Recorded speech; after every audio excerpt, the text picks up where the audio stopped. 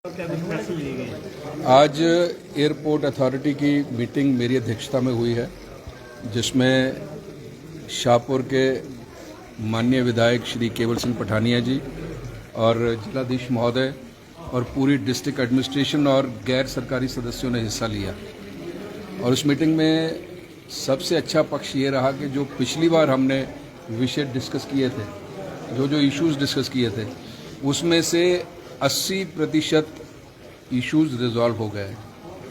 और दूसरा, जो आज की जो बैठक थी, उस बैठक में ये सबसे बड़ा निर्णय ये किया गया कि जो हमारा एयरपोर्ट का नाम है वो धर्मशाला कांगड़ा के नाम पर हो, क्योंकि कांगड़ा ऐतिहासिक हमारा शहर है और धर्मशाला हमारा पर्यटन केंद्र है।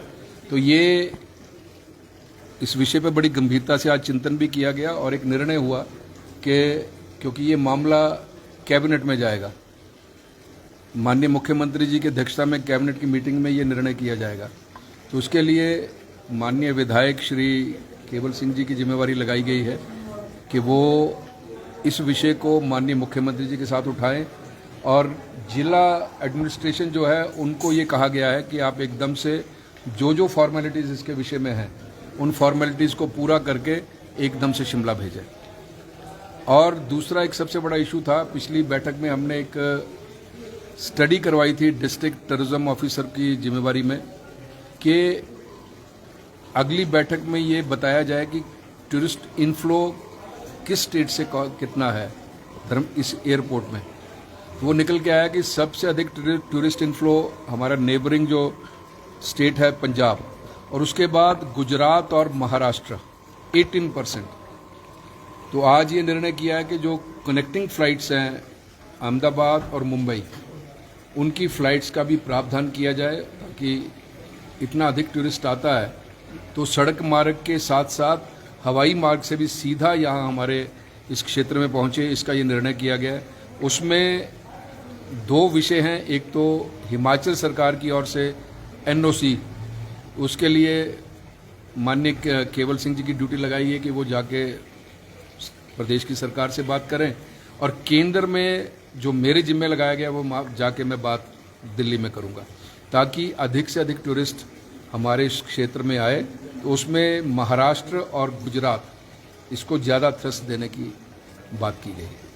सर, कई बार क्या होता है कि हल्का सा भी मौसम खराब होता है तो एकदम से अचानक से फ्लाइट जो है वो कैंसिल कर दी जाती है, या मान लीजिए दिल्ली से आती है तो वो यहाँ पर लैंड नहीं हो पाती, सर वापस होकर। हाँ, इस विषय में भी बड़ा गंभीरता से चिंतन किया गया। डायरेक्टर महोदय मेरे साथ हैं, तो इन्होंने ये जो हमें ब्रीफ किया कि अभी तक जो है वो विजिबिलिटी 5000 मीटर की है। तो ऐसे इंस्ट्रूमेंट अगर लग जाएं तो विजिबिलिटी जो है 2500 तक आ जाए, ताकि खासकर इस बरसात के मौसम में बहुत सी फ्लाइट्स कैंसिल हो जाती हैं, बहुत सी फ्लाइट ऊपर से ही चक्कर लगा के फिर दिल्ली या चंडीगढ़ वापस चली जाती हैं। तो इस विषय में मेरी जिम्मेवारी लगाई गई है कि दिल्ली में जाके मंत्रालय से बात करूं। तो ये मैं आपको विश्वास दिलाता हूं कि इस बार जो हमारा सत्र है, इस सत्र में मंत्री महोदय से मिलकर इस विषय को बड़ा गंभीरता से टेकअप किया जाएगा।